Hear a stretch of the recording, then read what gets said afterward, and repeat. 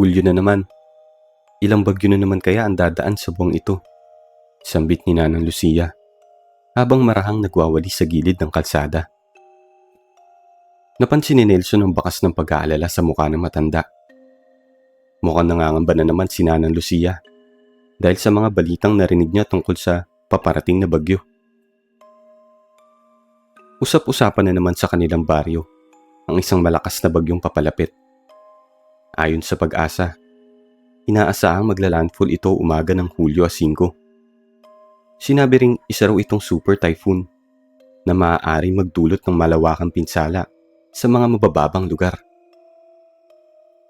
Dahil dito, ang pamilya ni Nelson ay agad na nag-ayos at matyagang naghanda sakaling magdeklara ng forced evacuation sa kanilang barangay. Ayaw nilang maabutan ng kaguluhan kung sakaling biglang dumikas ang lahat.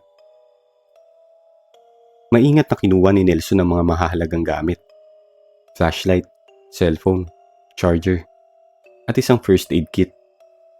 Tiniyak niyang nasa isang bag lamang ang lahat upang madali nilang madala anumang oras. Isinama rin niya ang tanim nilang kamatis na may bunga na.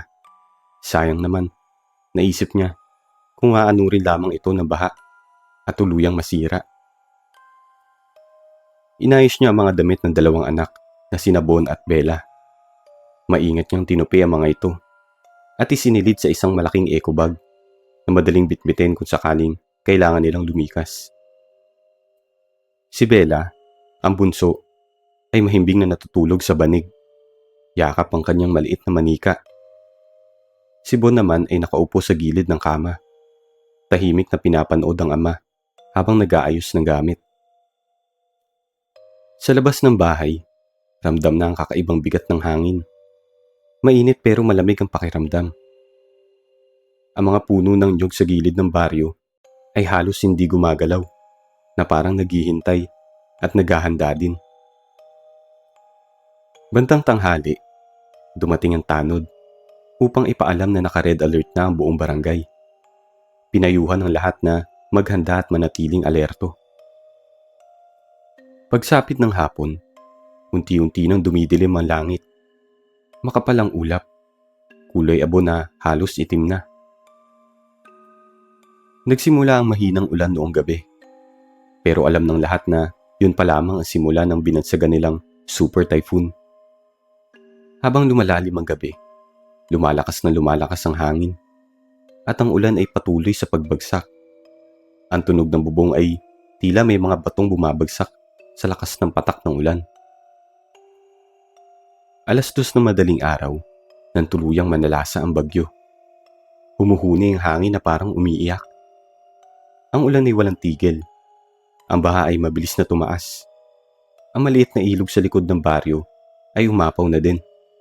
Rumaragasa ang tubig na may kasamang putik, kahoy, at kung ano-ano pang mga bagay na kasamang inanod ng baha na yun. Pinilit ni Nelson na manatiling gising. Yakap niya sina Bon at Bella, habang si Lisa, kanyang asawa, ay paulit-ulit na nagdarasal. Umuuga ang kanilang bahay at tumutunog ang mga dingding na tila anumang oras ay posibleng gumuho. Noong mga oras na yun, dumating na ang mga tanod at rescuer para tulungan at alalayan sila sa paglikas. Nilisan nila ang bahay nila. Iniwan nila ang ilang gamit na hindi na kayang buhatin pa. Lumusong sila sa baha na hanggang binti para makarating sa evacuation center. Kinabukasan, humupa na rin ang bagyo. Tahimik ang buong baryo. Parang nawala ang mga tunog sa buong lugar. Pagbalik nila sa kanilang lugar, halos hindi na makilala ang paligid. May mga bahay na tuluyan ng bumagsak. Ang iba'y nakatayo pa naman, pero bakas pa din ang mga putik sa dingding ng mga ngayon. Ang bahay ni Nelson ay halos mawasak. Tanggal ang kalahati ng bubong. Ang sahig ay balot ng makapal na putik. Wala silang nagawa kundi linisin yun. Buong araw silang nagkaskas, nagtabas, naghakot ng putik palabas ng bahay. Pagod at sugatan ng mga kamay. Pero kailangan nilang gawin. Sa likod bahay, nandun ang lumang poso, bahagyang nakabaon sa putik pero buo pa rin.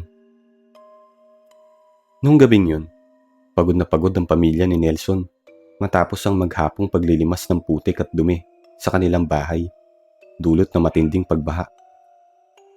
Hating gabi nang magising si Nelson dahil sa kakaibang ingay na nagmumula sa lumang poso sa likod ng kanilang bahay.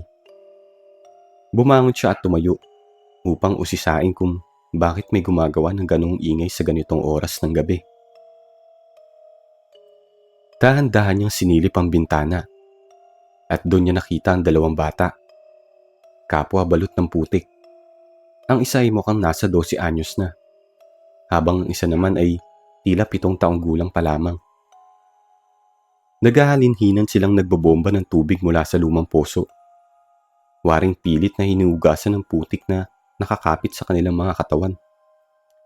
Habang pinagmamasdan sila, may isang detalye na agad na pumukaw sa atensyon ni Nelson. May tali na nagduduktong sa kanilang bewang na para bang sinadyang itali ang mga ito sa isa't isa. Bakit may tali sila? At bakit dito pa sila sa poso ng bahay namin naguhugas? Saan kaya sila galing?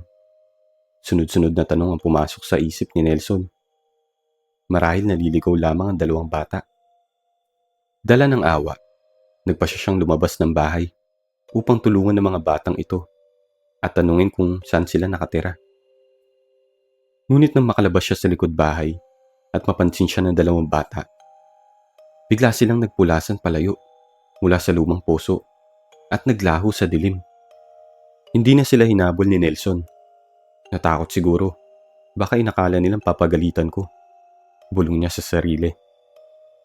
Bumalik na lamang siya sa higaan at pilit na natulog. Kinabukasan, muli siyang nagising dahil sa ingay. Ngunit hindi na mula sa lumang poso, kundi sa malakas na boses ng mga kapitbahay sa likod ng kanilang bahay. Agad siyang lumabas at nadatnan ng mga kapitbahay na tila may pinagkakaguluhan sa madamo at makalat na bahagi ng likod bahay. Lumapit si Nelson at marahang humawi sa mga taong nagkukumpulan upang makita kung ano yung nasa lapag. Laking gulat niya nang makita ang dalawang bata. Magkayakap, balot ng putik, at wala ng buhay. Agad niyang napansin ang tali na nakakabit sa mga bewang ng mga ito.